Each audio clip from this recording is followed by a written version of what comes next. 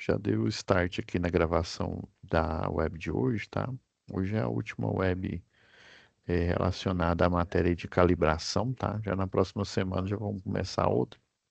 Mas antes da gente fazer a análise aí do último questionário, eu vou passar o vídeo aqui de divulgação aí sobre aulas EAD, tá?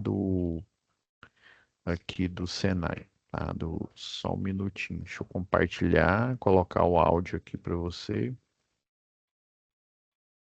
e vou dar start aqui.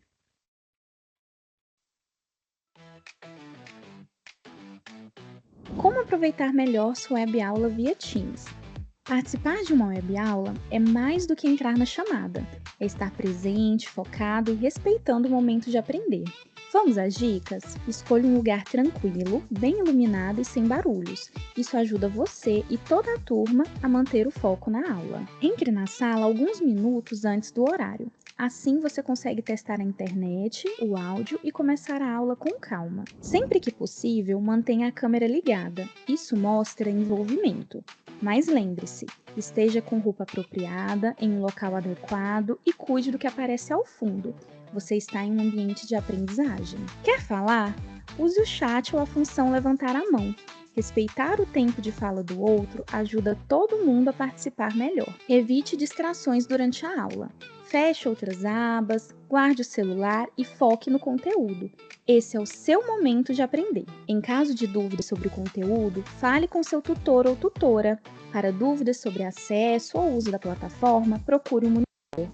Use o AVA, ele é o seu canal direto com a equipe. Você faz parte da aula e a gente está aqui para ajudar você a aproveitar o melhor dela.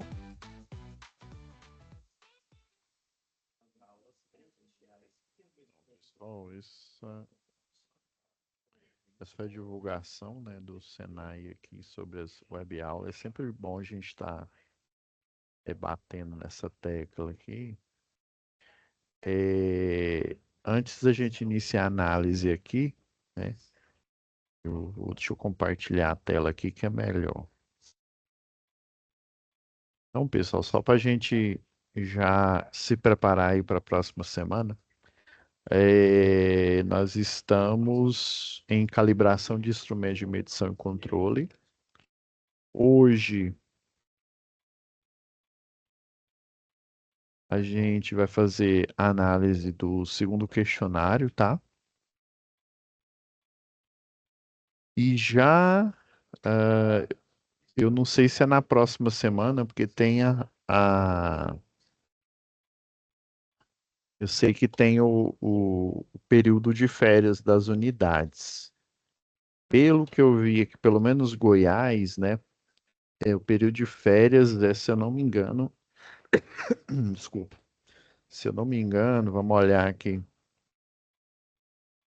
é do dia primeiro, pelo menos todas as salas aqui, é do dia primeiro até o dia 18. Mas eu vou confirmar, tá? Mas se eu não me engano, a maioria todas as salas, as unidades aí, né, em Goiás pelo menos, né, o DR aqui Goiás é de 1 a 18 de julho. Aí depois desse período, as aulas vão voltar ao normal. Aí hoje é 18, né? Então eu acredito que antes desse período de férias, então próxima semana nós vamos ter a aula, né? A aula de teoria da UC11, não, da UC12, né? De programação de instrumentos de medição e controle. Basicamente, a gente vai falar isso na parte de automação, tá?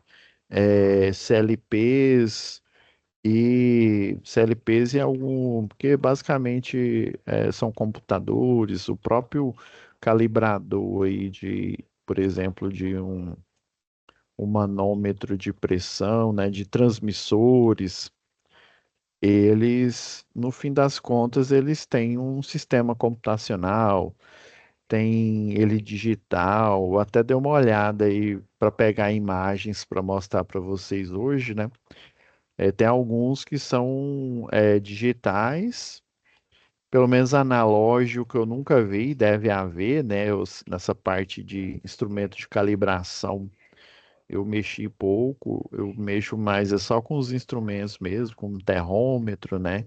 Ou com alicate termômetro, que tem ele analógico, né? Com o ponteiro, tem ele digital, tem ele mais portátil, que é na forma de alicate, né?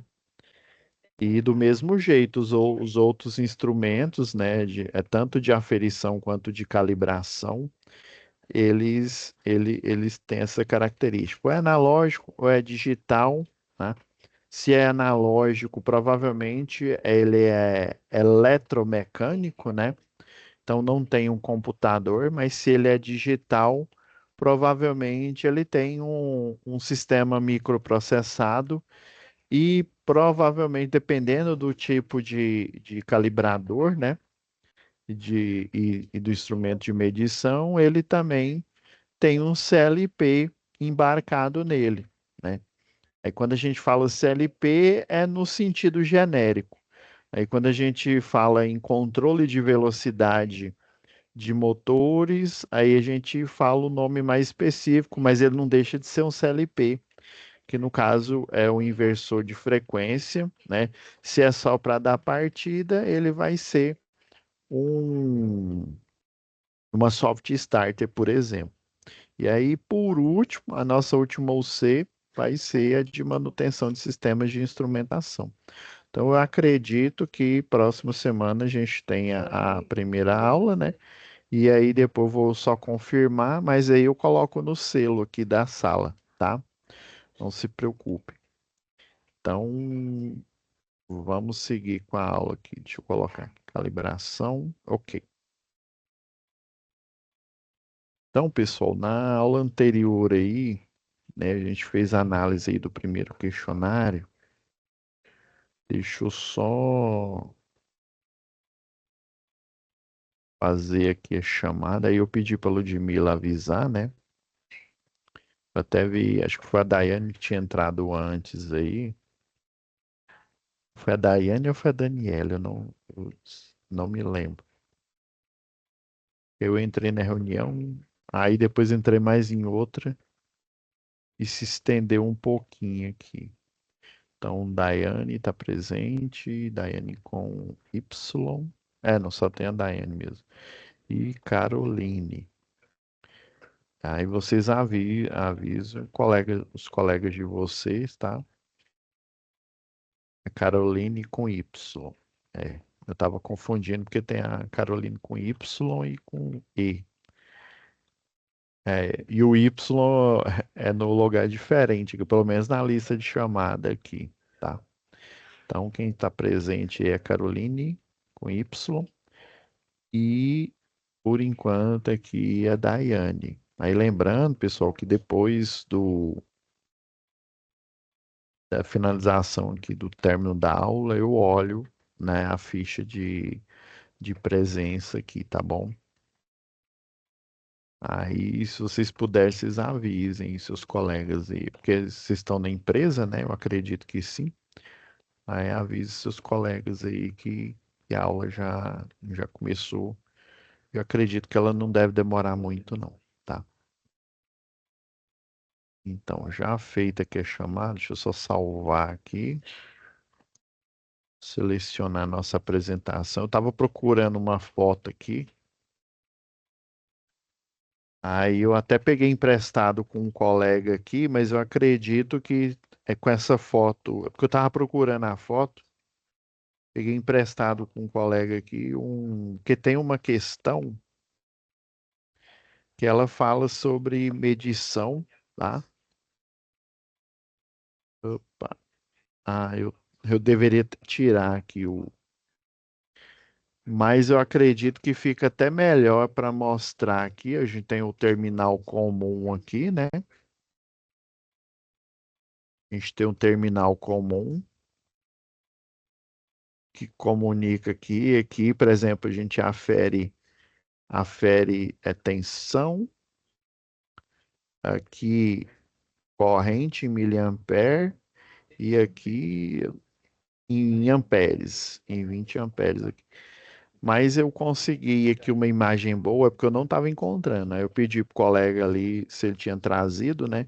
Qualquer coisa, eu mostrava esse daqui para a gente analisar uma das questões, tá? Acredito que a imagem que eu peguei na internet ficou boa. Então vamos lá, deixa eu já colocar aqui para rodar. Eu peguei de uma outra turma, eu lembrei aqui.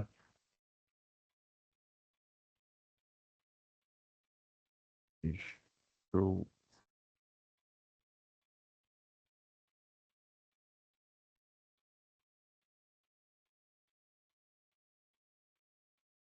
tá carregando aqui, agora ele deve pedir para apresentar aqui.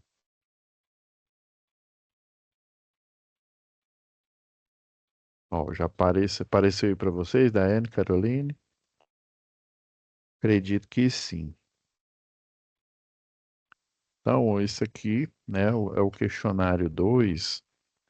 São 10 questões, deixa eu só confirmar que são 10 mesmo. São 10 questões aqui. Então, o primeiro, a gente tá pegando aqueles últimos capítulos, se eu não me engano, os últimos dois capítulos aqui do livro. Então,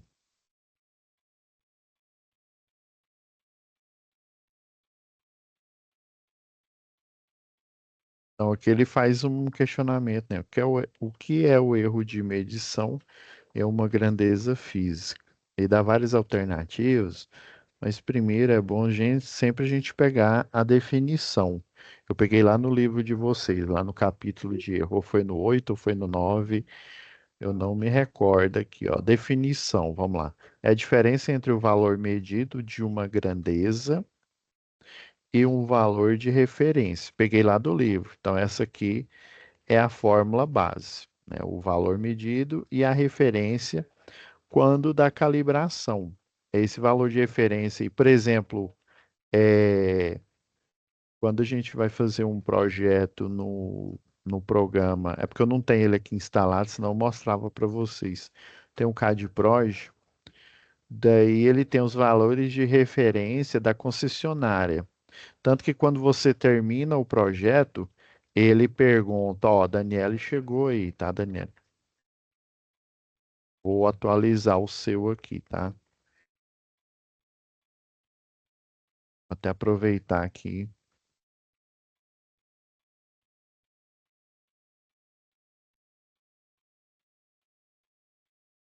já atualizei, tá, Daniele? Então, é, o CAD-Proj, por exemplo, o Proelétrica, o Auto que Ilumine, ele tem os valores de referência. Os valores de referência são das concessionárias de energia. Quando você termina os cálculos, professor, então quer dizer que a concessionária de energia, ela tem, cada uma tem valores diferentes? Não necessariamente. É porque, dependendo da concessionária de energia, por exemplo, tem concessionária de energia que utiliza estruturas diferentes. Por exemplo, ali para Bahia, Pernambuco, eu já vi, eles utilizam um poste que ele chama, basicamente, deixa eu desenhar aqui, que é melhor a gente entender aqui. Opa, deixa eu ver, não está conectando. Deixa eu só conectar e desconectar a caneta primeiro aqui. Só um minuto, cara. Agora conectou. Então, você tem o poste, né? Ele pode ser circular, tá? Aí tem um engastamento aqui. Aí, por exemplo, região litorânea, você tem um problema aí da maresia, né? Tem um problema é, que pode enferrujar, né? Prematuramente aí carros. Então, você tem que ter uma pintura de proteção. E aqui em Goiás, por exemplo, tem uma estrutura que ela é chamada de convencional, né? E aí você tem o cabo é nu, ou seja, você tem os isoladores aqui e o cabo passa bem aqui, ó, no meio. Aí aqui em Goiás, se ele é o duplo T, o quadradinho, ele já tem uma furação. Se ele é circular, né, o quadradinho, em uma certa altura ele tem a furação. E você coloca um parafuso chamado rosca dupla. E se ele é circular, você coloca uma cinta aqui, ó.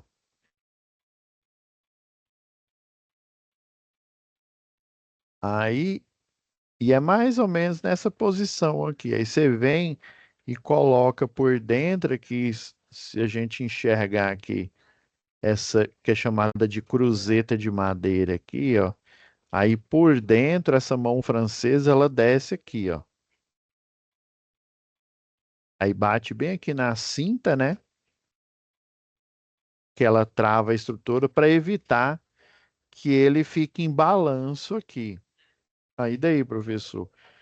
Aqui a gente usa esse, mas lá em Pernambuco, por exemplo, eles utilizam um de concreto, que ele é chamado, deixa eu até apagar aqui que eu errei. Eles utilizam chama cabeça de touro,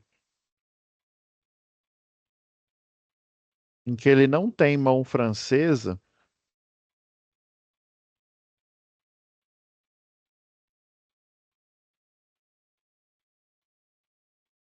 aí ele tem um perfil que justamente se for nesse poste, aí ele tem dois buracos aqui. Isso aqui só tem um aqui que é para você colocar na sela aqui da cruzeta.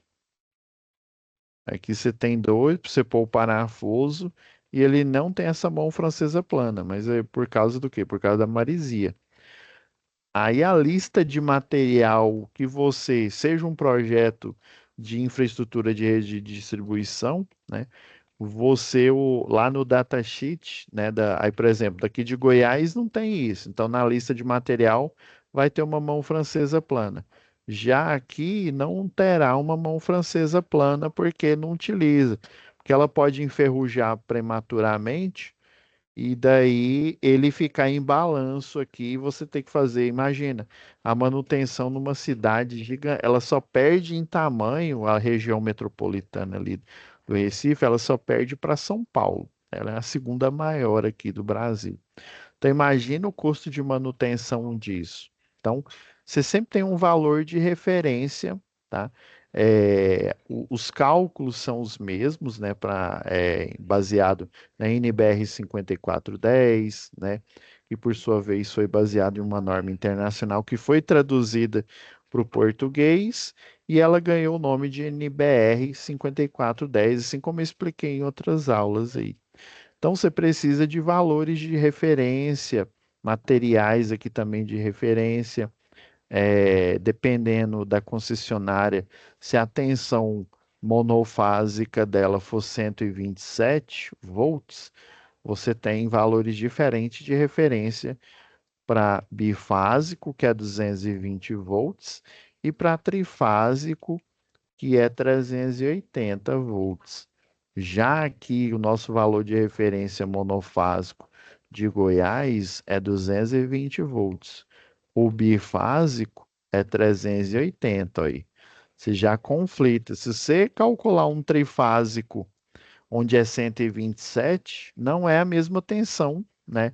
Aqui ela é bifásica. Aí o cálculo do trifásico, da corrente trifásica, por exemplo, aqui em Goiás, dá aproximadamente 660 volts. Por isso que os cabos para instalações internas aí, eles têm, você vê ao longo dele assim, né? Aí tem um cabo aqui, aí tem escrito aqui, né? Cabo 750 volts, porque o cabo, uma proteção, né, um disjuntor, ele é projetado no superdimensionamento. Ele é dimensionado com uma referência acima, porque ele não pode ser dimensionado com uma referência exatamente com a potência que ele vai, o fluxo de potência, né, a corrente elétrica e o potencial elétrico aqui que tem nesse cabo, porque senão vai dar erro. Aí, por exemplo, as proteções para outro fato interessante aqui, ó.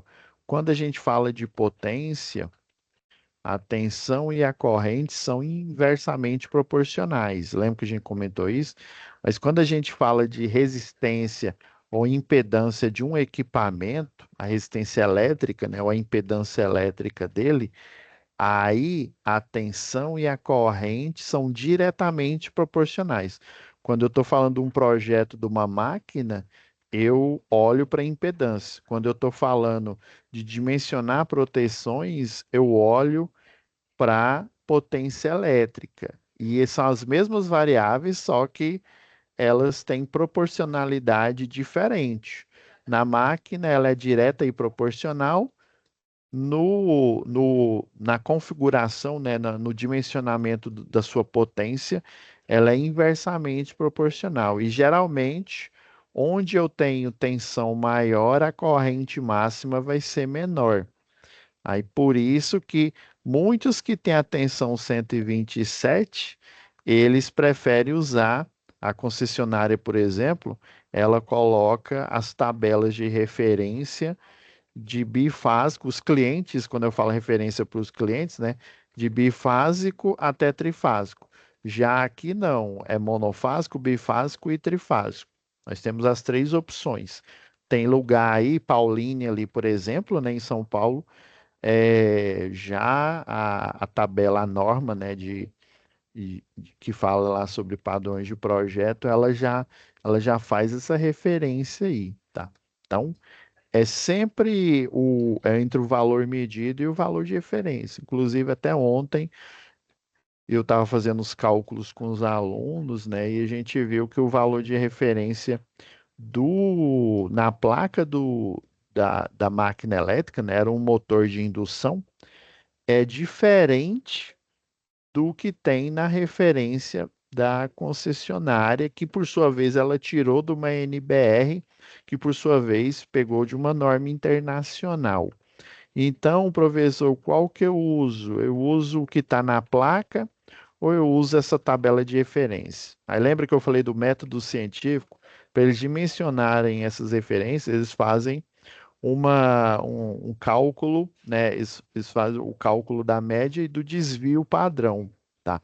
Igual a gente viu na teoria, né, aqui de calibração.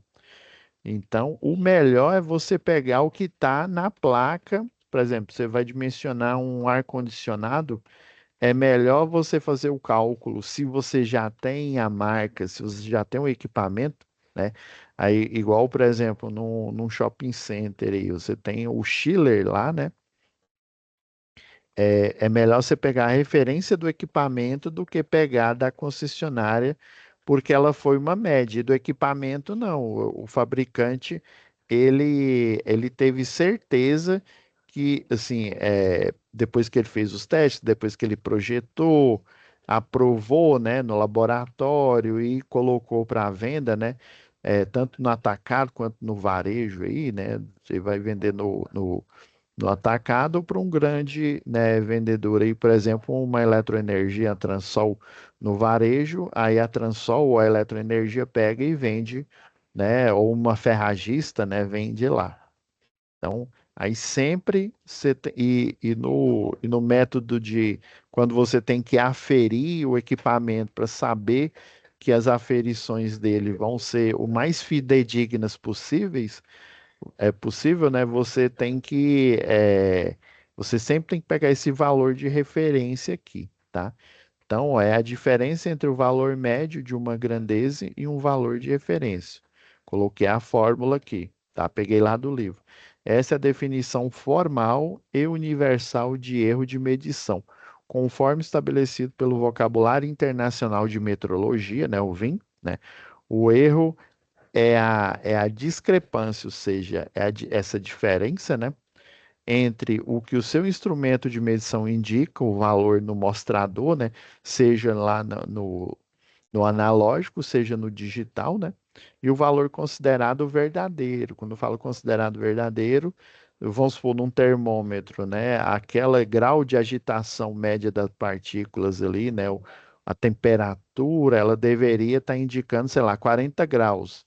Mas ela pega e indica, por exemplo, 30, né? Então tá tendo uma discrepância aí de 10 graus e não é o valor verdadeiro. O valor verdadeiro deveria ser 40 graus. Por isso que você vai no laboratório, e por isso que a concessionária, igual eu falei na aula passada, né? Na análise do questionário anterior, por isso que eu falei que a concessionária, ela compra os medidores de energia e ela tem um laboratório próprio ali de aferição, mesmo que ele, né, o fabricante, lá no, até eu mostrei lá, né? Tem aquele certificado de conformidade. Mesmo que esteja tudo certo, ela precisa saber se. Aí por isso que ela tem um laboratório de aferição, a concessionária de água aí também tem esse laboratório para verificar os hidrômetros que ela compra, né? Não é que, não, eu sou desconfiado, eu não acredito nessas empresas, essas empresas são ruins. Não é isso. É porque ele precisa ter a garantia de que a aferição, né, seja de energia, seja de água ou de qualquer outro processo, ela tem que ser exata.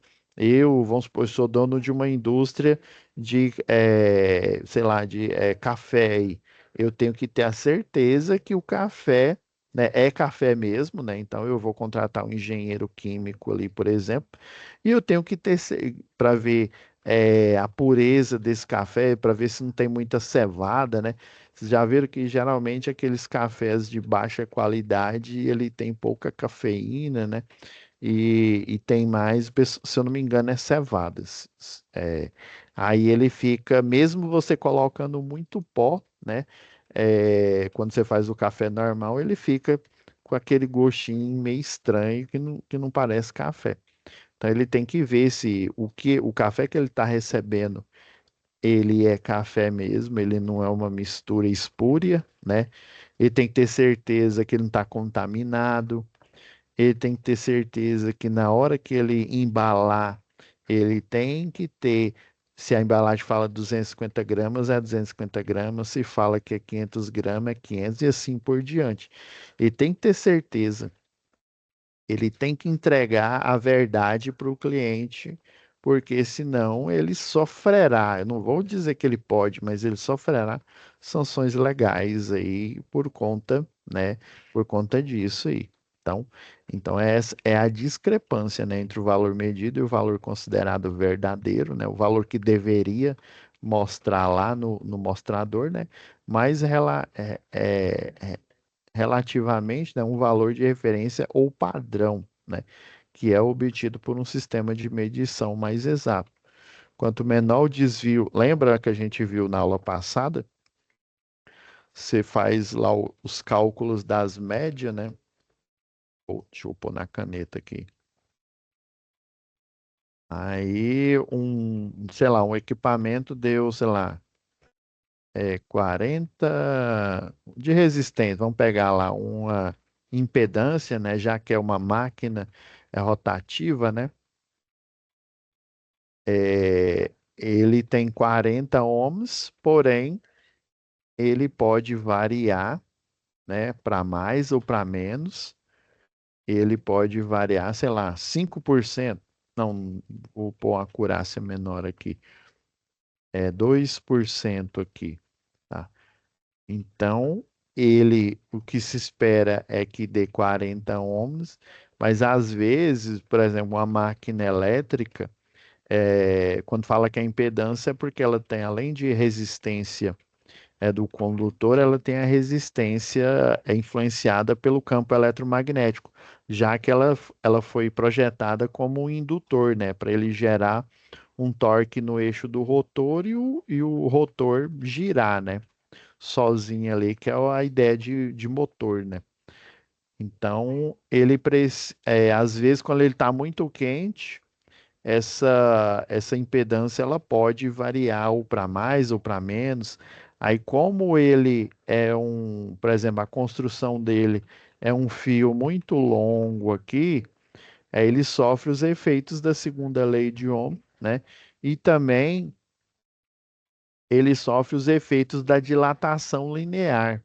A dilatação linear, lembra lá na física lá do segundo ano, do segundo grau, né? Esse condutor ele pode ter uma variação no tamanho dele aqui. Aí por isso que essa impedância ela pode variar 2% para mais ou 2% para menos, tá? Então é basicamente isso. Aí o exemplo prático aqui que eu peguei lá do livro, né? Se você usa uma balança. Deixa eu pegar aqui o.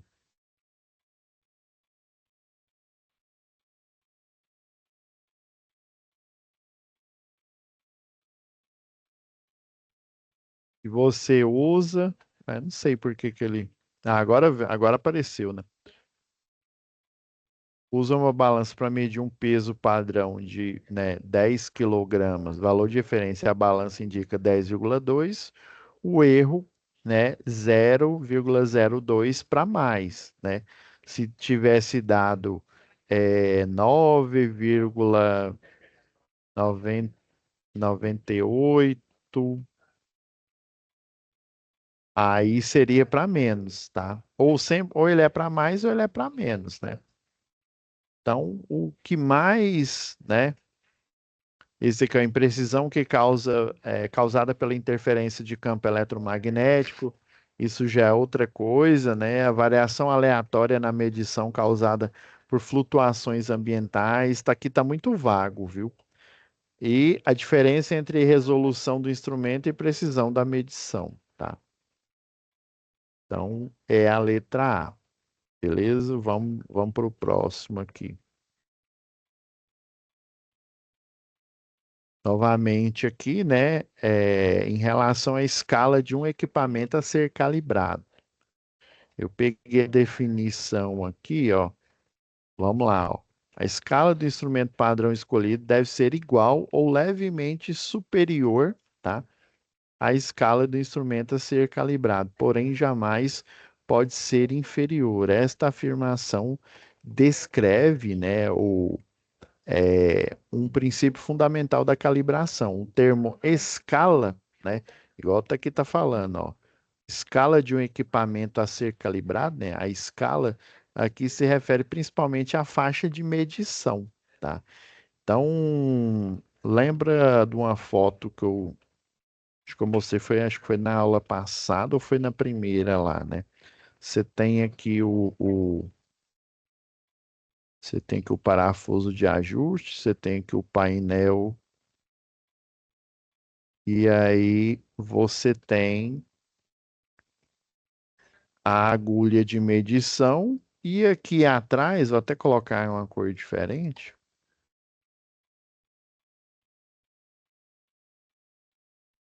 você tem a escala, né? E essa escala, ela deve ser relacionada, por isso que quando ele é analógico e ele é um multímetro, ele tem várias escalas todas sobrepostas, né? Aí, por exemplo, resistência elétrica é a tensão dividido pela corrente, tá? Essas grandezas aqui são diretamente proporcionais. E quando você coloca, né, eu quero ver a resistência aqui, né? E eu estou variando a tensão, por exemplo, que como é que o multímetro ele afere a resistência aí? Ele tem uma fonte, né? Por exemplo, uma bateria aqui de 9 volts, uma bateriazinha de 9 volts, e ele vai fornecer energia a partir dessa bateria. Ele vai injetar uma corrente elétrica aqui, a partir dessa tensão, e ele tem um resistor chamado de resistor shunt, um resistor, eles chamam de desvio, né? Shunt, de desvio, e ele vai apresentar uma resistência. Aí às vezes você coloca ele em série. Em série com o quê? Aí tem lá o com, né? Que é o comum, que geralmente é o preto lá, quando é aferição aí de tensão e corrente contínua, por exemplo, esse aqui é o polo negativo, né? Aí os outros, aí já que eu estou aferindo resistência, aí vai ter um borne lá, né? Geralmente no alicate multímetro ele é amarelo, né? E daí ele fala que para você fechar o circuito aqui, você coloca o vermelho aqui, né? O, o vermelho positivo e o negativo aqui, o preto. E ele vai fechar esse circuito. E para ele fazer a medida, ele utiliza para ajuste esse resistor shunt. Aí o resistor shunt, se não me falha a memória aqui, o shunt aqui, ele vai estar em série com o resistor a ser medido aqui, né? E daí, e se não me falha a memória aqui, se a gente for pegar um gráfico aqui da tensão em função da corrente,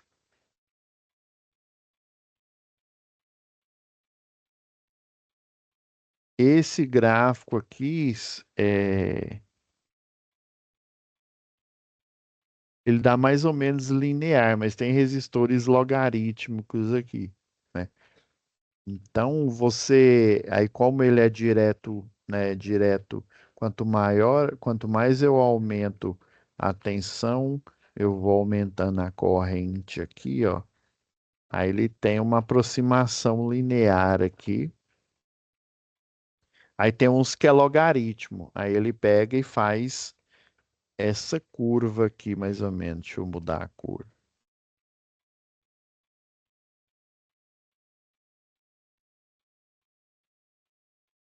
Ele sobrepõe aqui, né?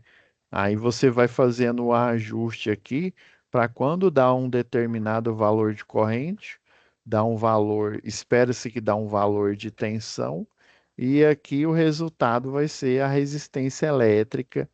E essa escala que é quase que a linear aqui, eu sei que deixa eu voltar aqui para o verde aqui.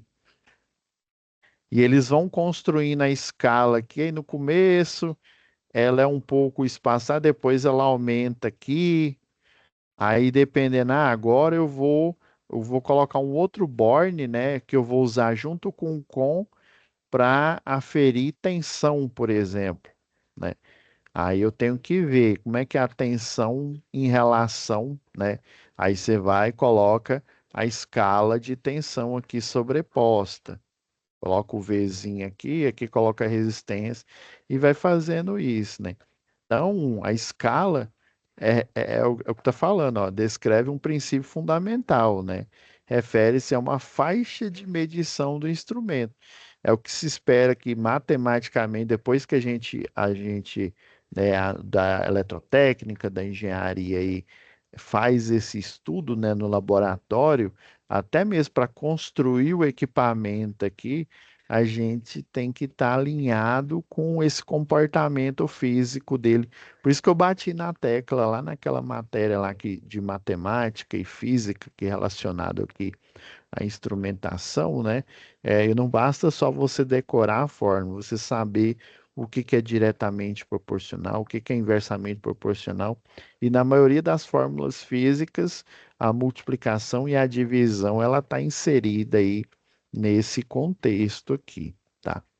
Aí o primeiro, né? O primeiro é que está com a maior cara, ó, a escala, ó, deve ser igual levemente superior, ó, a escala do instrumento padrão. Agora, depois desse contexto aqui, a gente pode pensar aqui sobre as alternativas, ó. A escala do instrumento padrão escolhido deve ser igual ou levemente, vamos ver, superior à escala do instrumento a ser calibrado. Igual eu falei anteriormente, tem que ter aí tem um erro ali, né?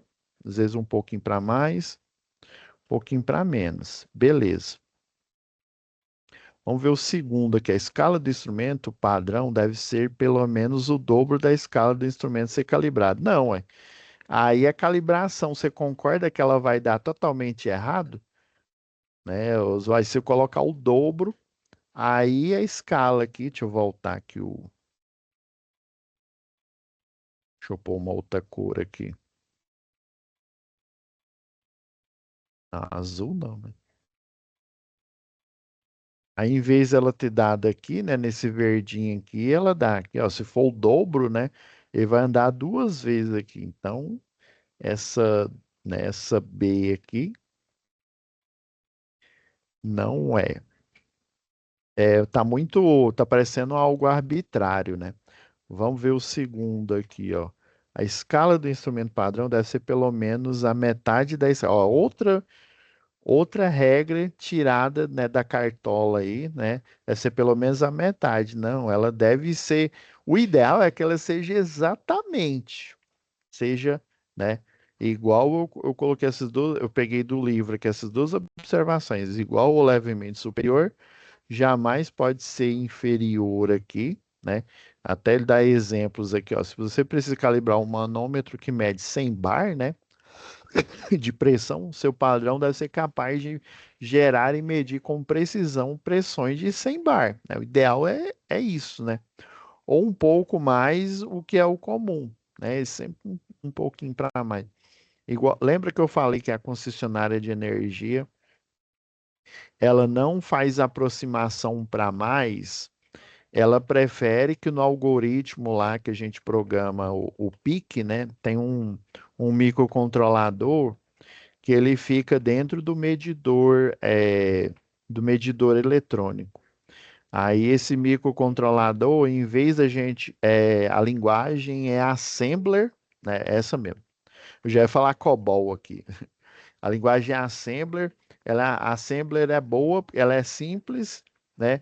É uma linguagem mais próxima da linguagem de máquina e também, pessoal, você pode escrever literalmente ela num arquivo texto, colocar lá no computador para mudar a extensão dele, e aí você coloca na extensão, né, do equipamento, e aí você faz ali na protoboard, faz um circuito lá e você upa esses dados do assembler pro controlador, tá?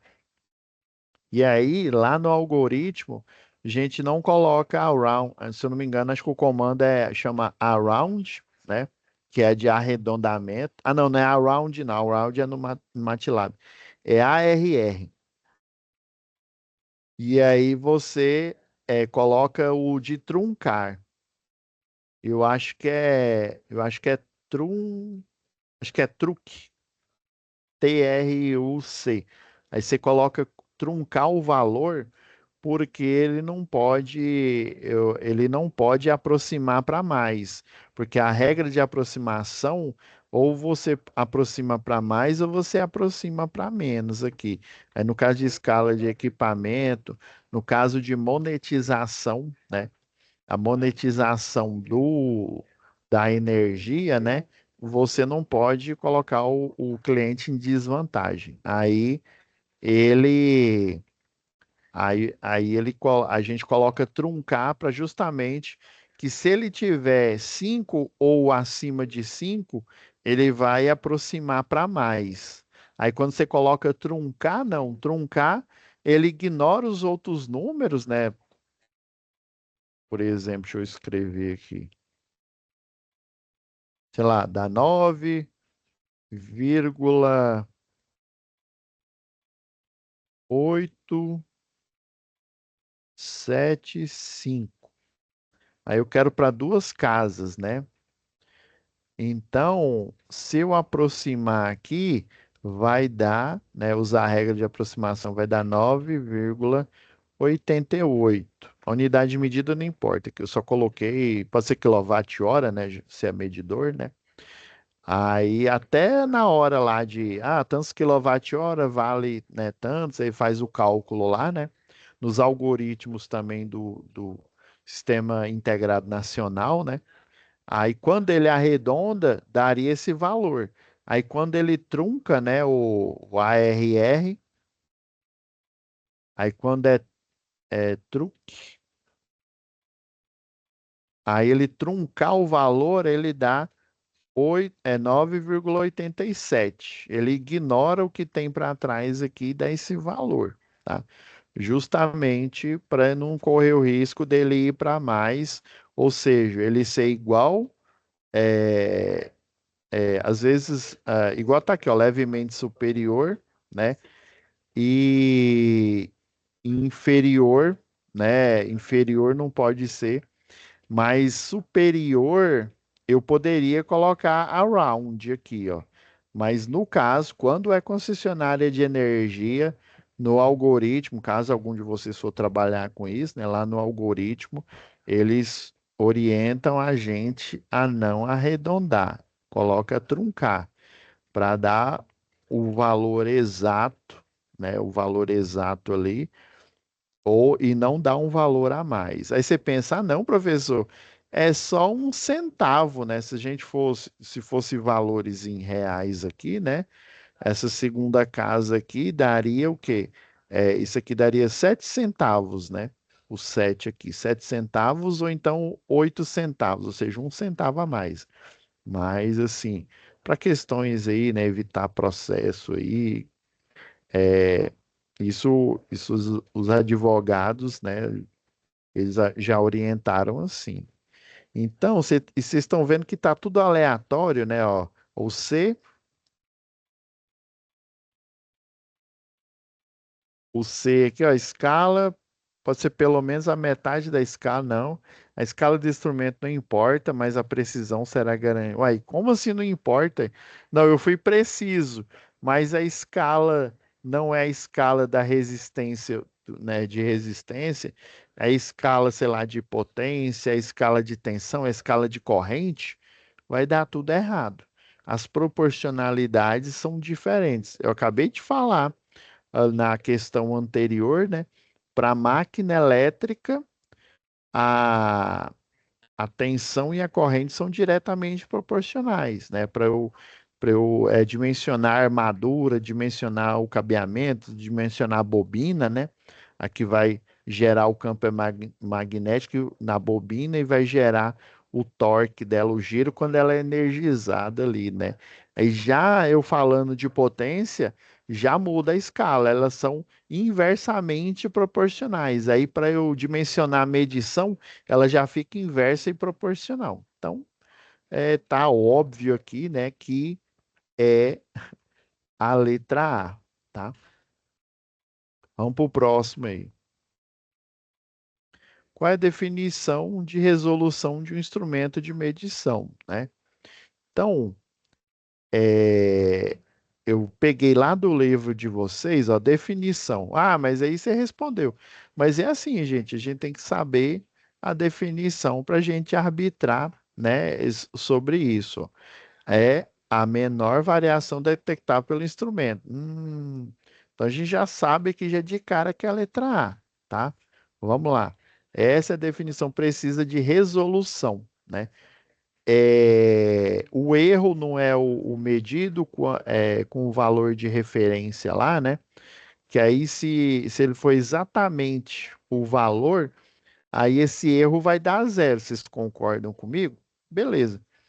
Então, essa resolução aqui vai ter o menor erro possível, né? Aí, ó, representa o menor incremento. Quando fala incremento, ou é aumento, ou é diminuição ou a menor mudança no valor da grandeza que está sendo medida que o instrumento é capaz de mostrar ou registrar, né? Quando fala mostrar, é mostrar no mostrador, registrar, vamos supor, no caso aí de um terrômetro, né, um alicate terrômetro, cada medição que você vai fazendo, aí tem uma tecla lá que chama data, e essa tecla, quando você aperta essa tecla, ele pega e registra. Inclusive, você consegue, ele também tem a função de calcular o desvio padrão da medição da resistência elétrica, porque aí no final vai dar só um valor, ou seja, o valor médio da impedância, né, da resistência elétrica de toda a instalação ali, né, no caso de um sistema de aterramento, por exemplo. Então, é essencialmente a granularidade da medição. Professor, que já achei. A granularidade. Lembra que eu falei, acho que foi aula passada aqui, ó. Você tem um certo sistema, vamos colocar aqui, ó, tensão e corrente elétrica, ver a resistência elétrica. Lembra que eu falei que pela fórmula ele é linear, né? É para ela dar esse valor. Aí algumas, né, o comportamento real dela é logarítmico. É mais ou menos assim, ó. Ele não chega a ser linear, tá? De alguns resistores aí. E essa granularidade que ele está falando, agora vamos pegar uma cor para se destacar aqui, ó. Vamos pegar o preto aqui. Então, ó, essa granularidade que ele está falando são os vários valores que vão aparecendo na curva padrão, na modelagem padrão. E quanto melhor a resolução, ó, ele vai aparecer exatamente na curva, né, na curva em que ele foi projetado. Então, a resolução seria isso. A menor granularidade, ou seja, ele vai estar mais próximo. Aí lembra que eu falei que tem o pessoal da matemática tem o método dos mínimos quadrados, né? Que aí eles calculam essas distâncias aqui em relação ao valor padrão, tá? E aí você consegue modelar a curva que está mais próxima a essa granularidade aqui, a essa resolução. Então, basicamente é isso, né? Vamos ver os outros aqui, né? A gente já sabe que é o primeiro aí, ó. De novo, ele falhou aqui, ó. É a faixa de valores aceitáveis para a medida. Também, assim, pode ser, mas assim, é uma variação, não é uma faixa de valores, né? Essa daqui seria o mais próximo aqui, ó, né? Porque essa faixa de valores aceitáveis aqui, quanto menor ela for, melhor, né? Então, poderia até ser, mas a resolução é o quanto mais próximo da curva diretora, ou seja, da curva que modela esse sistema aí, ó. O E, né, o erro máximo permitido no instrumento. Não é o erro máximo, erro a gente viu, que é a diferença, viu? Então, não é isso. É a sensibilidade do instrumento em relação à sua medida, né? Essa sensibilidade aí, você também poderia, né? Você poderia dizer, né, que é isso. Assim, vocês estão vendo que o B, o D e o B aqui, eles estão muito próximos aqui, o que garante né, a acertabilidade dessa questão é a menor variação, né? Então, ele causa confusão mesmo, essa questão de sensibilidade, né? Pela definição, se eu não me falha a memória, e sensibilidade é a relação entre, quer ver? Deixa eu olhar aqui no livro de vocês aqui. Tá, deixa eu, ó, vou olhar aqui no livro. É a relação entre a variação na indicação do instrumento e a variação correspondente na grandeza que está sendo medida, tá? Então, ela não é a menor variação detectável. A sensibilidade é uma relação. Acabei de olhar no livro aqui de vocês, tá?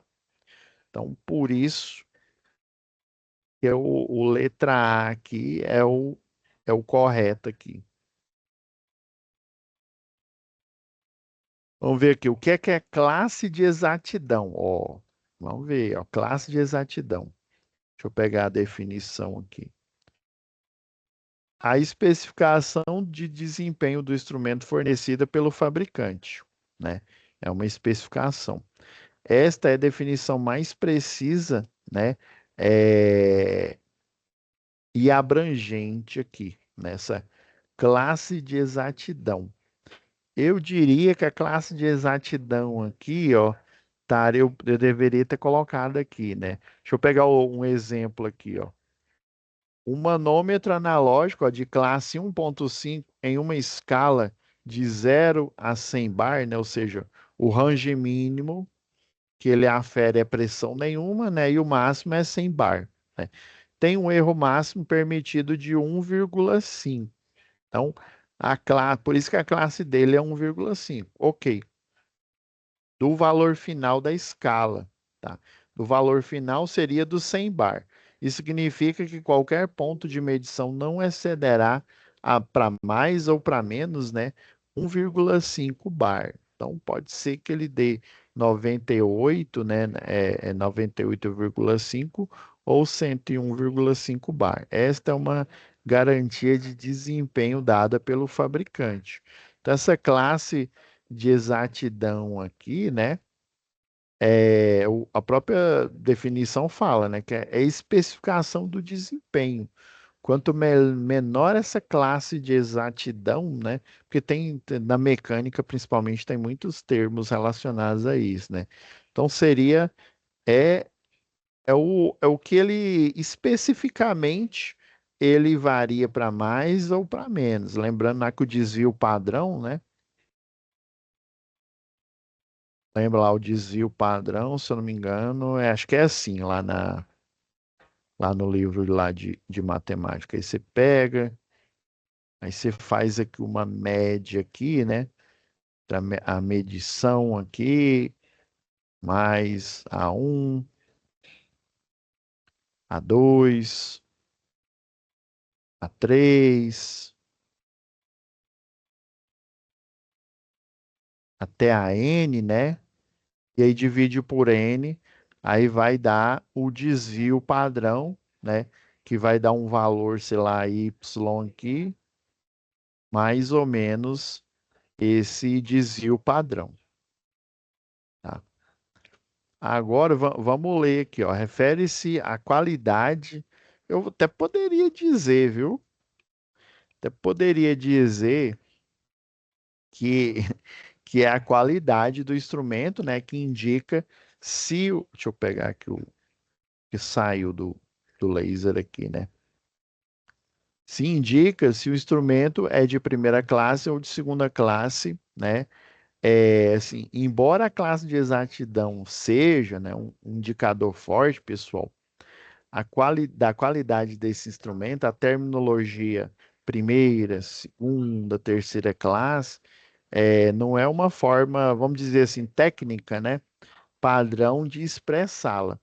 As classes, elas são geralmente expressas, né, igual tá aqui, ó, no exemplo aqui, né, 1,5, 0,2, né, 1,0, né, um valor, vírgula, alguma coisa, que tem um significado matemático direto relacionado ao percentual de erro, tá? Então, esse classe não é bom a gente comentar. Vamos ver o próximo aqui, ó. É a capacidade, né, do instrumento de realizar medidas em diferentes unidades, tá? Então, a habilidade de um instrumento, né, fazer várias medições, né, por exemplo, bar, né, que é o que está aqui, né, PSI, graus Celsius, graus Fahrenheit, né? É uma característica do software, né? Ou lá do visor, né? Não tem o mostrador lá que eu não fiz lá o. Aí tem lá a escala, aí tem o mostrador aqui. Ele não vai, né? Dependendo aí do ajuste de zero, né? Ele não vai mostrar um valor específico quando ele faz essa medição, né? Então, isso não tem nenhuma relação com exatidão. O instrumento ele pode ser muito exato, mas medir em uma única unidade ou ser um pouco exato, né? E ter várias opções de unidade aí. No próprio multímetro, a gente tem lá em miliampere, né? Quando as correntes são pequenas, e em ampere, quando você vai. Por isso que eles transformam o multímetro em alicate, né? Porque para a corrente elétrica ela tem que passar dentro do instrumento. Então, não é bem isso. Vamos ver o próximo aqui, ó.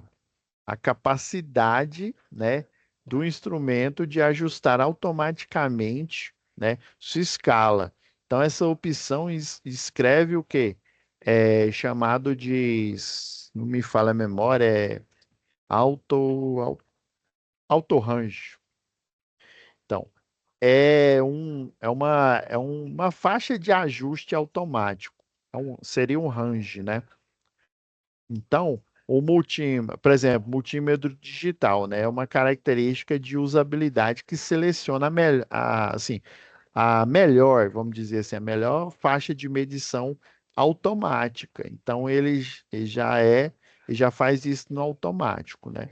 Então, assim, a conclusão que a gente chega, né, é que realmente eu coloquei aqui definição, né, é a especificação de desempenho do instrumento fornecida por esse fabricante, tá? Beleza? Então, é o letra D aqui. Vamos para o próximo aqui. Já está quase terminando, né? Esse de hoje é rapidão, né? É o que significa ajustar um instrumento de medição. Novamente, a gente sempre tem que ir para a definição. Aqui, ó. Intervenção, ajustar um instrumento de medição, né? Eu fazia e quando falo intervenção, eu pegar o equipamento aqui, né, e fazer uma intervenção. Por exemplo, vamos supor, eu peguei esse multímetro do meu colega aqui, vamos supor que ele fosse de de ponteiro aqui. Aí ele está mais para baixo, eu venho aqui, tem um parafuso que fica aqui, aí eu faço o ajuste de zero nele, para ele ficar bem no começo da escala, porque senão vai dar um erro aqui, né? Um erro é, de ajuste, vamos dizer assim, né? Então, na intervenção, né, ou seja, quando você mexe no equipamento ali para ajustar, né? Quando os pontos avaliados possuem uma diferença significativa entre a medida de um instrumento, né, e o valor representado pelo valor padrão, né, segundo lá a definição de erro, né? Então, essa seria a definição mais precisa de ajuste de um instrumento de medição, né? O ajuste é uma ação realizada no instrumento mecânica, igual eu simulei aqui, né? Através do parafuso de ajuste, ou eletrônica, né? O autorrange que a gente viu até na questão anterior, né? Pode ser até eletromecânica, dependendo aí, né? Mas pelo que eu me lembro, os analógicos é mecânica e os digitais é um ajuste eletrônico mesmo, né? Aí por isso que o digital, às vezes, é interessante você levar para um laboratório de aferição. O mecânico, né, que tem que tem um ponteiro, que tem um mostrador, é mais fácil a gente fazer manualmente. Aí já o eletrônico, você tem que montar, inclusive, eu tive a matéria de circuitos microprocessados, né? Essa era uma das coisas que a gente fazia lá. A gente pegava o programa, geralmente Assembler, aí tinha até um programa chamado MP Lab, né? Que ele é um laboratório, só que de microprocessadores, é basicamente a linguagem Assembler, né? E daí a gente modelava rotinas, né? Olhava na fórmula, né? Na fórmula, sei lá, de um medidor de energia, na fórmula em que uma determinada tem uma matéria aqui que chama na eletrotécnica, na engenharia elétrica, que chama acionamentos eletropneumáticos, né, e eletrohidráulicos, em que a gente faz isso também, né? Então, para que ele forneça resultados o mais próximo possível dos valores de referência padrão, tá? Então, especialmente quando a calibração prévia revelou desvios significativos, né? Desvio quando aí a gente já pensa em desvio padrão, né? Lá do erro. Em outras palavras, quando o instrumento mente, né, por isso que eu coloquei entre aspas aqui, né, apresenta uma diferença significativa em relação a um padrão, né, ou valor de referência, né. O ajuste busca corrigir essa mentira para que ele volte a indicar os valores corretos, né, igual eu fiz o desenhozinho aqui, né, você tem lá a escala, as várias, né, as medições possíveis que podem dar. Aí sempre tem a variável aqui, por exemplo, aí geralmente eles colocam a unidade de medida aqui, né? Aí ou é ohm, ou por exemplo, OHM, né? E aí, vamos supor que o equipamento está exatamente desse jeito que eu acabei de desenhar aqui. Aí você tem que, lá no parafuso de ajuste, aí ele vai pegar e mover para aqui, ó. Aí vamos supor que o zero é aqui, ó. Aí ele vai, aí ele tá. Esse aqui ficou paia, né?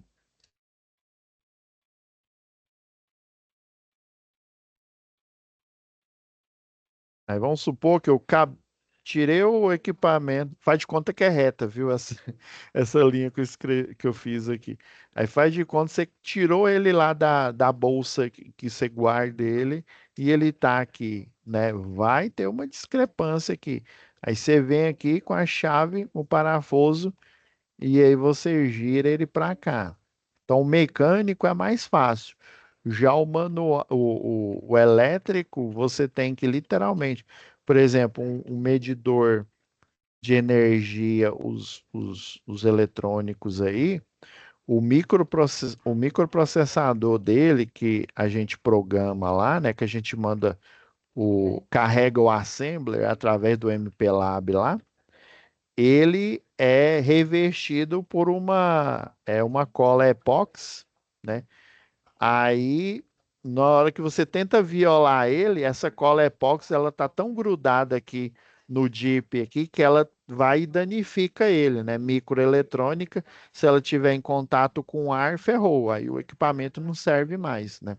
Aí por isso você tem que mandar para um laboratório, que aí lá no laboratório, no circuito, você vai numa protoboard, né, monta o equipamento aqui e ele vai e programa, ele carrega o programa que você escreveu aqui e aí você faz os ajustes caso ele esteja, né, fora aí de calibração aí, tá?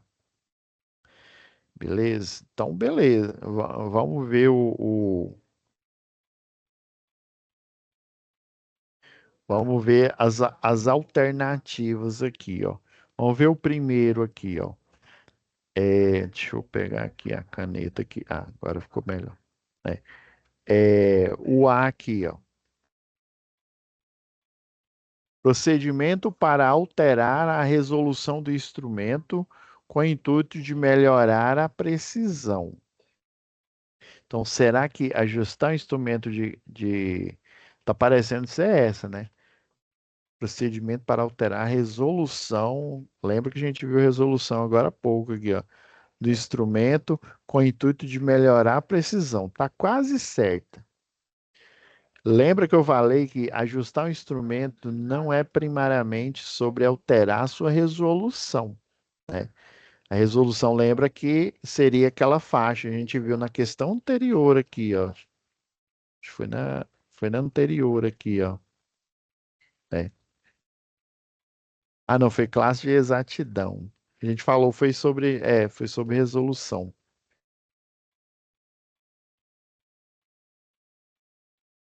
Então, ela, assim, não é a princípio alterar a resolução.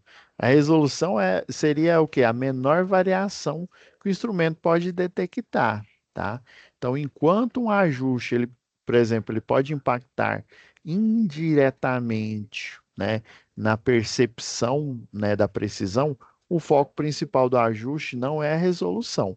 Além disso, melhorar essa precisão, pessoal, é um objetivo, mas o meio alterar a resolução não é a definição central, né? Tá aqui, ó, intervenção no instrumento quando os pontos avaliados apresentam alguma diferença, né? Ou seja, a resolução já é intrínseca, vamos dizer assim, né? Ela já, ela já é intrínseca ao equipamento, né? Vamos ver o B aqui, ó. Corrigir, né, a classe de exatidão do instrumento para atender aos requisitos. Então, a classe de exatidão do instrumento, pessoal, é uma característica intrínseca. Quando eu falo intrínseca, né, melhor dizendo, inerente, ou seja, o equipamento foi construído, né? Então essa classe de exatidão, ela é inerente, ela está nele, ela foi projetada para ele, né? Em relação ao seu projeto de fabricação, né? Que define o quão, né, preciso ele é. O ajuste não corrige. Não, se ele já veio de fábrica com a classe de exatidão lá 1,5, 0,2, é essa que ele vai ter. Então, a gente já viu que a letra B não é. Inclusive, ó, a própria definição que eu peguei no livro, ó, intervenção do instrumento quando os pontos avaliados apresentam alguma diferença significativa entre a medida do instrumento e o valor representado aqui, né? É, vamos ver o D aqui. Então, a gente já viu que é o C, né? Vamos ver o D aqui, ó. Realizar uma modificação na escala do instrumento sem necessitar uma nova calibração, melhorando a faixa de medição do instrumento, né? Então, por que que ela é errada, né? Então, quando você ajusta o instrumento, pessoal, geralmente requer uma nova calibração, tá? Assim, ó, mas cuidado. Esses analógicos aqui, igual necessariamente você não precisa calibrar de novo, não, tá? Porque ele depende. Ó, vou aproveitar isso daqui, ó. Faz de conta que esse aqui é analógico, né? Aí, quando você vai, quando ele é digital, ó, do jeito que ele está aqui na minha mão, eu coloco as pontas de prova aqui e faço a medição e fico olhando, ó. Eu posso, aí o ideal, né, assim, como é número, né, eu eu posso olhar assim, desse jeito, né, que aí eu tô olhando no instrumento, eu tô vendo o valor ali propriamente dito. Mas quando ele é analógico, quando ele tem essa agulha, tá? Ele não funciona assim, por exemplo. Tem um termômetro que ele é analógico, você tem que vir aqui deitar ele, porque o conjunto mecânico dele, se você põe ele assim, aí a agulha ela vem aqui para baixo, tá? Ela vem bem aqui, para essa parte de baixo aqui. Aí na hora, ele em pé, ela fica, ele em pé, ela fica aqui embaixo. Aí quando você coloca assim, o conjunto mecânico, ele só gira em função da variação de corrente, por exemplo, da bateria de 9 volts, né, ou das pilhas, né, que alimentam ele, né, que seria a injeção, né, calcular a resistência, você injeta corrente elétrica, né, e aí ele, em função lá da resistência shunt, ele vai fazer esse ajuste, esse cálculo aí, né? Aí quando é digital, não. No datasheet já tem, não tem conjunto mecânico, é tudo elétrico, né? Ou seja, você pode estar com um medidor assim e olhar para ele, né? Até o mecânico tem um erro de paralaxe, né? Você tem que estar aqui, ó, em frente aqui o equipamento, em frente o mostrador aqui, ó.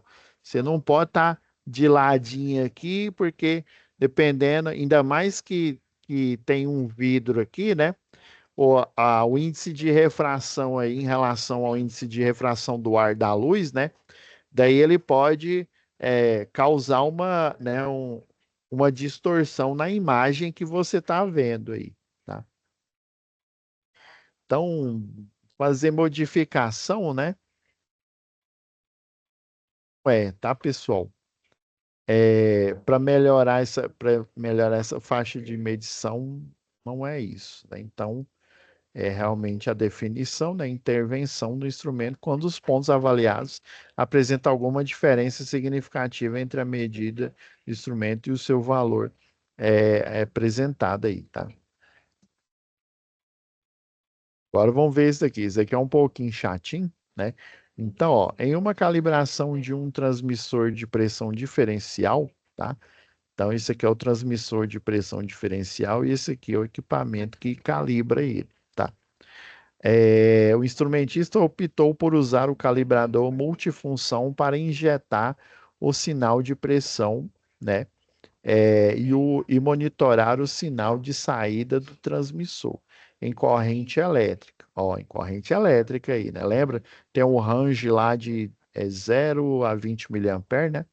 Qual indicador mostra uma indicação compatível com as informações apresentadas? Então a gente está vendo aqui, ó, basicamente eles são muito parecidos aqui, ó. Vamos considerar algumas coisas aqui, ó. Ó, unidade de pressão, né? É o milímetro de coluna d'água aqui, né? Lembra que a gente tem o milímetro de mercúrio, né? Mas milímetro de mercúrio é para pressão arterial, por exemplo. Agora, para pressão aqui, né, do transmissor aqui de vazão, isso eu peguei do livro. Peguei esse checklist aqui, né, para a gente chegar, né, a um senso, né, ao melhor, a melhor resposta aqui, ó.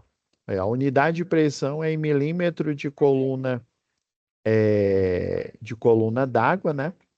O visor deve mostrar, né, 25 mil, não, 2.549,8 milímetros de coluna d'água, correspondente a aproximadamente 0,25 bar ou 250 milibar aqui. Porque aí, ó, se eu colocar duas, ó, eu tô diminuindo. Vocês concordam que se eu mover essa vírgula aqui, ó, 0,25, né? Se eu aumentar o número, ou seja, de 0,25 para 2,5, eu aumentei, né, o número, ou seja, ele aumentou o valor dele, né? Então, aí eu coloco, se eu aumento ele, eu multiplico vezes 10 a menos um, tá? Se eu diminuísse ele, era vezes 10 a um, né? Ou vezes 10 ao quadrado e assim por diante. Então, vezes 10 a menos um, 10 a menos 2, 10 a menos 3. Aí por isso que está aqui 250 mili, né? Esse Mzinho minúsculo é de milibar, tá? O valor da corrente, né? Tem que ser de 9, vírgula 998 miliampere, que representa praticamente o ponto médio, né, da faixa de 4 a 20 miliampere. Eu tive que fazer uns cálculos aqui, pessoal, porque senão não saía, não. Ou seja, 50% da faixa do medidor né, do transmissor. Isso indica que o transmissor está medindo aproximadamente 50% da faixa de pressão para a qual foi calibrado, né? Para a qual está fazendo a calibração aqui. Então, a unidade de medida de milímetros de coluna d'água, né? Aí se fosse mmHg, né? Hg que é o mercúrio, né? É coerente com a faixa típica de operação de transmissores de pressão, tá? Diferencial usado em aplicações como medição de nível por pressão hidrostática, né? A leitura de 25 2.549,8 milímetros de coluna d'água corresponde a cerca de 50% dessa faixa, né? O que bate com os 9, a gente tem que fazer a conta aqui. Os 9, eu deveria até ter colocado aqui, né? 9,998 miliampere. É o valor esperado para 50% da faixa. Então, né, olhando aqui, deixa eu ver se tem como eu dar zoom aqui. Sei que tem como.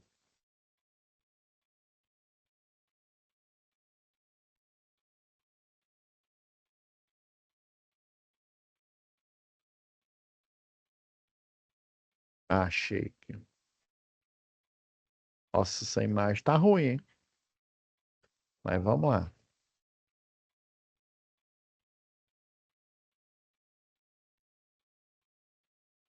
Vamos olhar aqui o primeiro aqui, ó.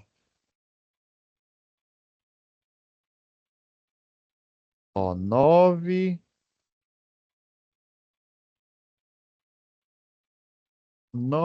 ó, aqui tá vendo que é volt, né? Deixa eu dar um zoom maior nesse trem aqui, tá esquisito.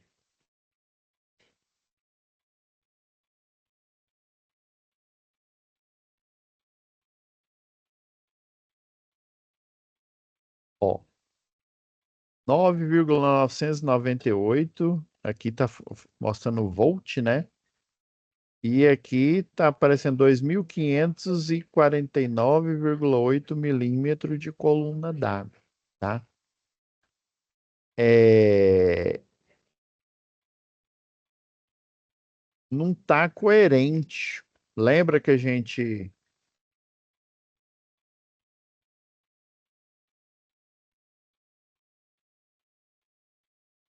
tem que ser ampere, ó, miliampere e milímetro de coluna d'água, tá? Eu não sei como é que tá lá na plataforma, pois vou até dar uma olhada aqui.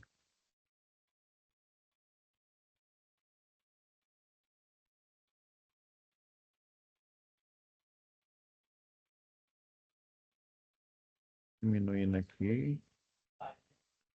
Então aqui está em volt, ó, e aqui está em milímetro de coluna d'água. Até a coluna, o de coluna d'água, isso aqui é água mesmo. Beleza. Aqui também está em volt, ó, então não está certo. E aqui está em bar, né? Deveria ser milímetro de coluna d'água. Aqui está em miliampere. Isso aqui é porque eu tive que dar um zoom lá. Acho que na plataforma a imagem está melhor. Aqui, ó, está em miliampere e bar. Não é.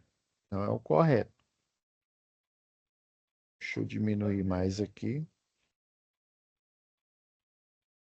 E já aqui, ó, no. Ver se eu consigo ir.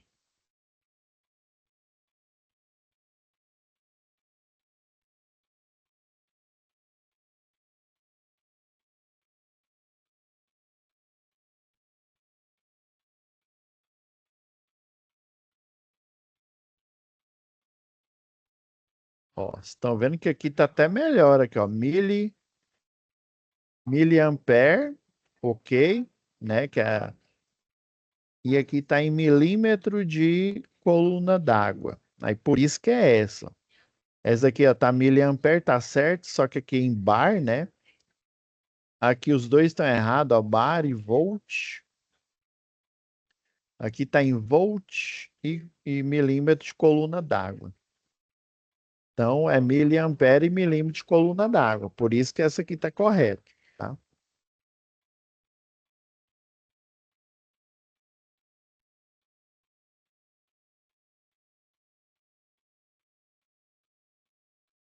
Tudo que esse trem fica indo para frente e indo para trás aqui, tá? Então, é D por isso. Tem que ter a unidade de medida. Dê uma olhada lá nas alternativas. Eu acho que a imagem lá tá melhor, tá? Vamos para o próximo aqui, ó. Já estamos terminando. Ó, ao efetuar um ciclo de subida e descida na calibração do termômetro, o instrumentista observou uma resposta anormal nas leituras do instrumento, conforme mostrado aqui nas figuras. Como deve ser relatado este problema apresentado pelo o termômetro? Só quero falar termômetro. Vamos lá. Ó, você já sabe o que eu estou imaginando aqui, ó. Ó, o erro de esterese ocorre quando o instrumento apresenta leituras diferentes, né? Aqui tá mostrando aqui leituras diferentes aqui, ó. Aqui tá mostrando que o padrão é 50 e aqui tá 50. Isso aqui vocês estão conseguindo enxergar, né? Aqui pelo menos tá bom, ó. 50 graus Celsius e aqui é 50. O padrão é 200 e aqui realmente tá 200 aqui, tá? O padrão é 350, aqui tá 200. O padrão é 200. Aqui está um pouco maior que 200, aqui é 50, aqui está um pouco maior aqui.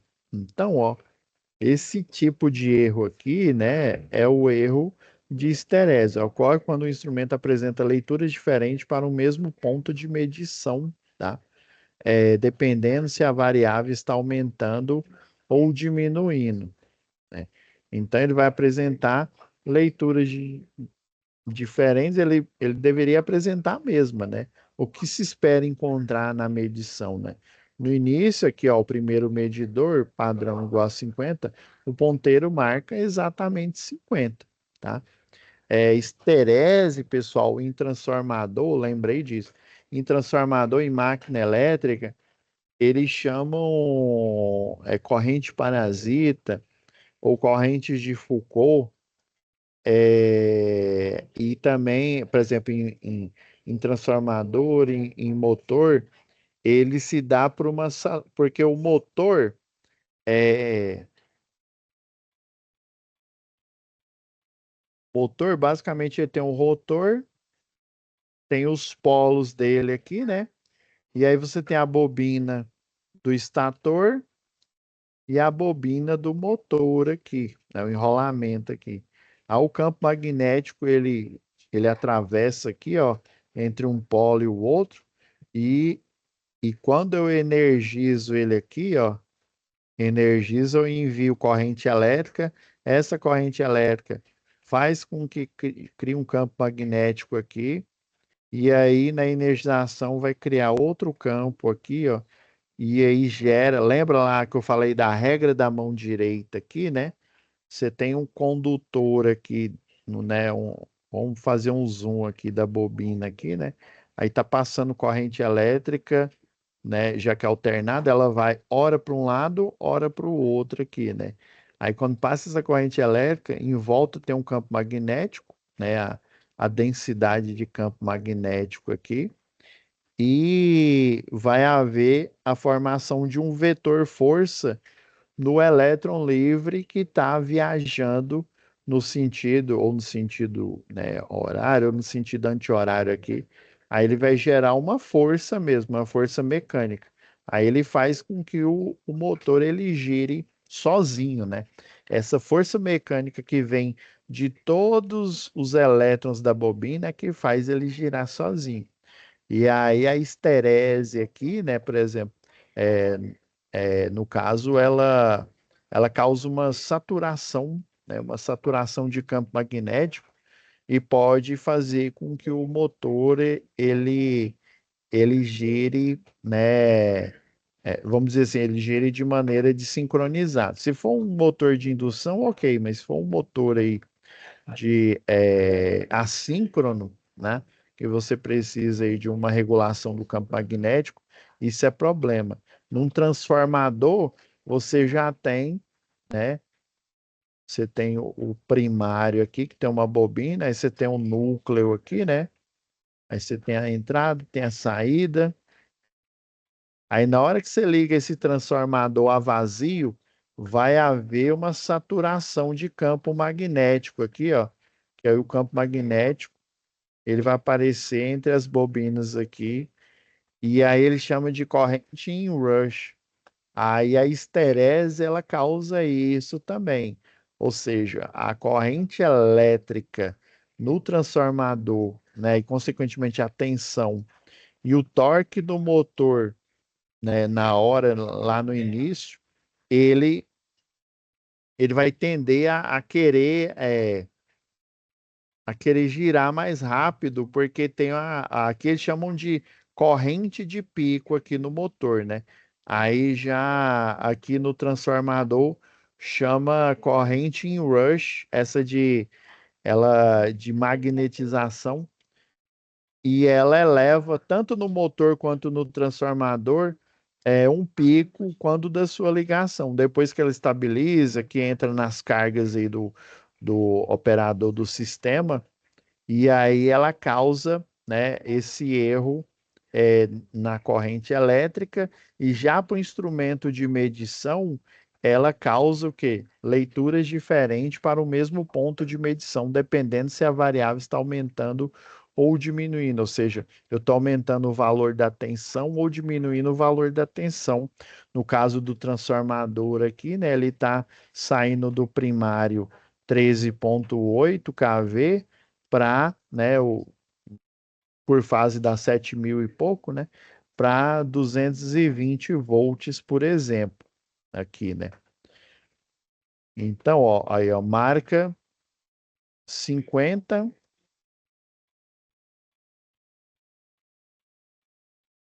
Ele marca 50 corretamente, a temperatura sobe 350, ele vai subir 350 graus, né? Depois desce. Aí no final, no último medidor aqui, então ele está marcando a elevação aqui. Ah, agora entendi. Eu estava achando que esse padrão era o- seria o correto vamos dizer assim, na escala de medição dele aqui, né?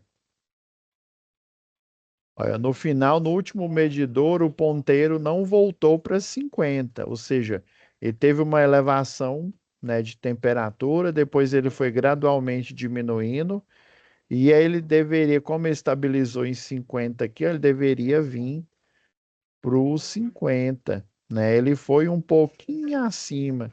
Deixa eu ver se dá para fazer os nossos zooms aqui.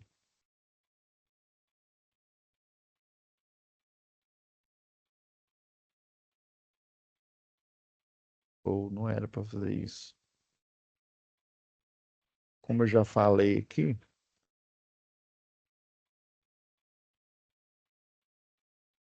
a Microsoft está péssima com dar um zoom maior aqui.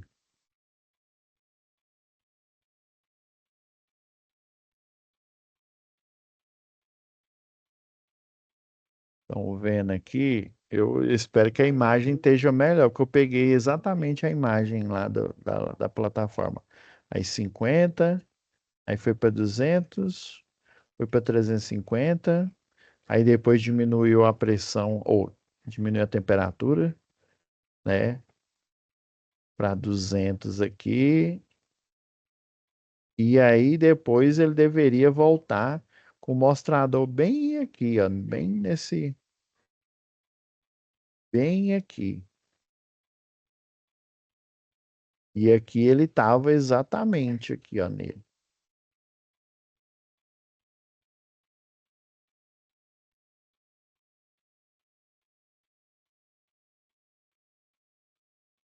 Então é o erro de esterese. Vamos ver o próximo aqui, ó.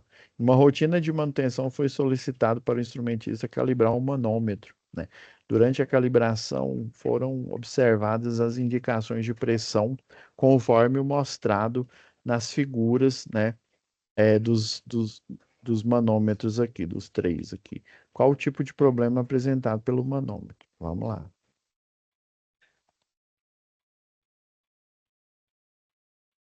Ó, primeiro, ó, os manômetros mostram, né, aqui, ó, 0, é, 12,5. Vamos lá, vamos.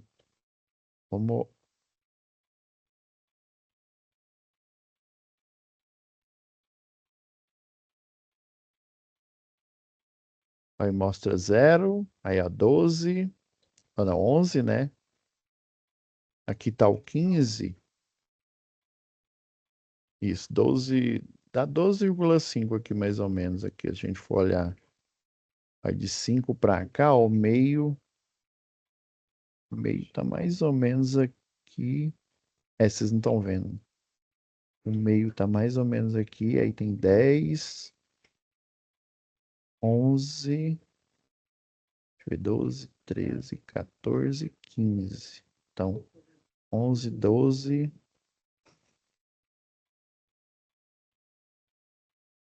Eu estimei que daria uns 12,5 aqui. Aí já nesse aqui, ó, já deu. Ele até passou do teto aqui, ó.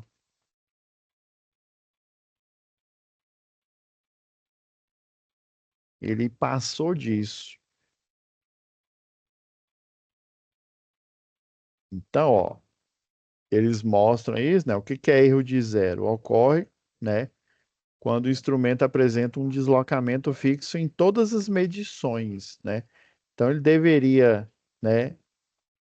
Ele já começou errado aqui, ó. Já teria ter um ajuste de zero aqui, ó.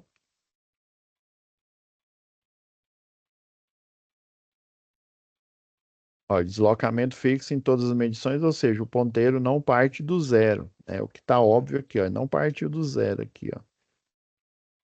Quando a variável medida, neste caso a pressão, está em zero, né? Quando ela estava em zero, pressão nenhuma, ele estava indicando dois pontinhos aqui, né? Então, ó, no primeiro medidor está em zero, mas ele não está, né? Nos demais, 12,5. Aí, calculando aqui o erro aqui, ó, deu de 2,5 unidades para mais, né?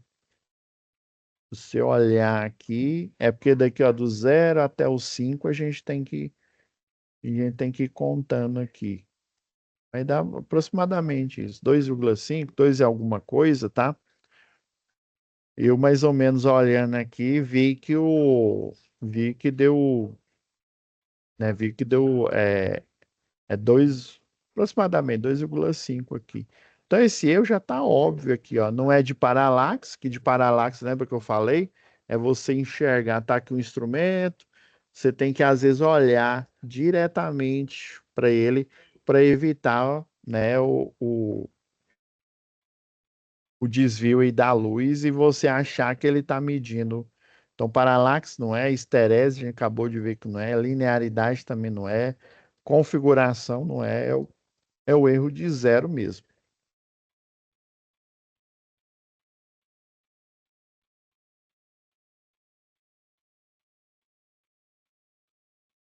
Então, erro de zero. Vamos ver o penúltimo aqui, ó. A figura a seguir mostra 5 medições, tá? De um mesmo transmissor de pressão absoluta, conforme mostrado nos visores do instrumento. As medidas foram obtidas durante uma calibração, tá? Observe que existe uma pequena diferença em relação ao valor padrão utilizado, tá? Estão vendo aqui, ó, 0, aí 12,5, padrão é 25, aqui dá 25, oh, é porque eu esqueci de pôr o laser aqui, ó. E tá exato, né? Tá zero, ó. Padrão é zero, ele deveria dar zero, então dá zero. Que é 12,5 quilogramas força por centímetro quadrado, deu realmente. Aqui o padrão é 25 e ele leu 25,1, tá? O padrão é 25, ou 37,5 e deu 37,8. E o padrão aqui, no último aqui, ó, é 50 e deu uma leitura de 50,5 aí, né? Quilograma força por centímetro quadrado. Então, qual deve ser esse problema aqui, né? A gente já pegando aqui da definição, ó. Aí eu fiz as contas aqui, né? Já deixei aqui para a gente não ter problema aqui, ó. Agora sim, ó. Aí, definição, erro de linearidade é quando a resposta do instrumento não segue uma relação linear, ou seja, uma relação reta aqui entre a entrada e a saída ao longo da faixa de medição, né? Desde o zero até a última faixa aqui, que deveria ser os 50 kg-força. Estou chutando esse aqui. Então, uma linear é a linha reta, igual eu desenhei aqui, né? No caso lá do resistor aqui, por exemplo, ó, ele deveria, né, nos cálculos, deveria dar uma linear, mas o real é logaritmo, né? Mas geralmente é linear aqui, ó. Então,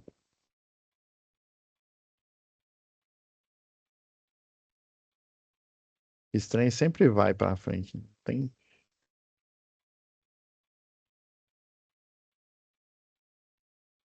Olha, isso significa que os desvios em diferentes pontos não são proporcionais nem constantes. Então, aí eu coloquei a fórmula aqui do erro aqui, ó, valor medido e valor de referência, né? Então, a entrada esperada, eu coloquei aqui a entrada esperada, né? Que são os padrões aqui, ó. É zero, aí 12,5, 25, 37,5 e o 50, né? E o que foi lido, ó, aqui o erro deu 0, foi exato. O de erro aqui, ó, deu 0,1 para mais. Já na quarta medição deu 30 para mais. E na última medição deu 50 para mais. Então, né, ele não está, né, é, ele está com esse erro de linearidade aqui, tá? Não está proporcional, né? Ele deveria, se fosse se ele tivesse normalmente aqui calibrado aqui, ó, ele ele deveria apresentar o mesmo erro, ou não dá nenhuma diferença, ou sempre, né, sempre aparecer, por exemplo, vamos supor 0,1 para mais, aí sempre apareceria 0,1 para mais, 0,1 para mais, né? Aí ele não estaria dando erro de linearidade aí no caso, tá? Por isso que é a letra C, tá? Agora vamos para o último aqui, fechar com chave de ouro aqui, ó. Esse daqui é canseiro, ó. Mas vocês vão ver que é bem simples, ó. Em uma calibração de transmissor de pressão diferencial, o instrumentista optou por usar um calibrador multifunção, né? Ou mais conhecido, parecido com um multímetro, tá? É, para injetar um sinal de pressão, né, e monitorar, né, que aí ele simula como se ele estivesse fazendo a leitura, né, monitorar o sinal de saída, né, para ver a corrente elétrica que sai aqui no transmissor. Então, qual os bornes o instrumentista deve utilizar para conectar os sinais elétricos do instrumento, tá? Então, geralmente é no com e é aonde tem corrente, tá? Agora esse trem tá pequeno aqui, ó. Por isso que eu até aumentei aqui. Né, ó. É o que se espera da calibração, né? Aqui, ó. O transmissor deve ser alimentado por uma fonte externa de 24 volts, né? Para ele funcionar, tá? O transmissor diferencial. O calibrador deve estar atuando como medidor de corrente, né? Num range lá de 0 a 24 miliamperes, né? Ou seja, miliampere, né? A medida mensure lá. O caminho da corrente deve passar por dentro do calibrador. Aí lembra que quando. Por isso que eles transformam o multímetro em um alicate, porque a corrente, dependendo do valor dela, ela pode queimar o equipamento. Mas como é medição, é da ordem de grandeza de miliamperes, né? Ou seja, um ampere dividido por 1000, né? O milha é isso, tá? Então, uma corrente bem pequena. Aí ela tem que passar em série com ele, ou seja, ela tem que ir aonde é corrente, deixa eu ver onde que é corrente. Tem que ir no com, que é o comum, seria o preto, e nesse daqui, ó, de miliampere, tá? E aí eu dei um zoom aqui, ó. Peguei de um medidor, né? Eu tentei pegar uma imagem, mas não achei. Aí aqui, ó, só para eu fazer a referência aqui, ó, o com é o negativo, né? Aí nesse daqui, ó, esse da Fluke é em ampere, tá? Aí se eu for medir corrente elétrica, é entre o com e o ampere aqui. Se ele tivesse mili, né? Aí no caso, eu olhando as imagens aqui, ó, a que melhor, né? A que mostra melhor aqui, ó, é essa aqui, a letra D, ó. Ele tem que estar no milho, ó, a tensão, então aqui não é. Aqui, isso aqui é reatância, ver esse X aqui. Miliampere de saída, tá vendo? Ó, miliampere de entrada. Então, o com, né, o preto aqui, e o vermelho, né, a faixa até 55 miliamperes aqui, que ele faz a aferição. Então, o que, o que se aproxima é o B aqui, ó. O A aqui, por exemplo, ele está entre a amperagem aqui, né? Ele não tá nem no. Ele não tá nem no. Porque esse aqui, ó, o com, no caso aqui, é o que comunica com todo mundo aqui, ó.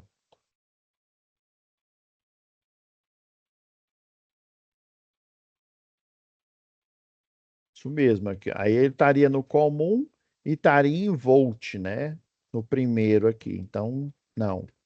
No segundo, eu vi que ele está correto. Ó, no terceiro, no C aqui, ó. Ele colocou o comum aqui, ó, na saída. Colocou na saída. Na verdade, não vai fazer medição nenhuma. Tá?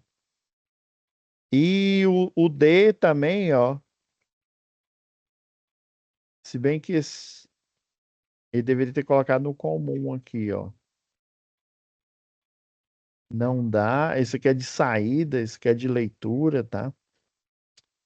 E aqui, ó, ele também não ia fazer leitura nenhuma, a letra E. Então, o certo aqui seria o B aqui, ó. Que é essa imagem que eu dei o zoom porque estava pequeno demais. Beleza? Então é isso, pessoal. Aí eu vi que foi entrando aí mais gente, mas daqui a pouco eu dou uma olhada aqui, tá? E aí eu faço a correção do chamado. Beleza? Aí próxima semana vai ter a aula e depois é as férias da unidade. Aí a gente voltando aí depois do dia 18. Mas pode deixar que a Ludmila avisa vocês, tá? E também vocês vão ver lá na sala, lá na hora que tiver tudo pronto. Beleza? Então é isso. Fiquem com Deus, né? E até a próxima aula.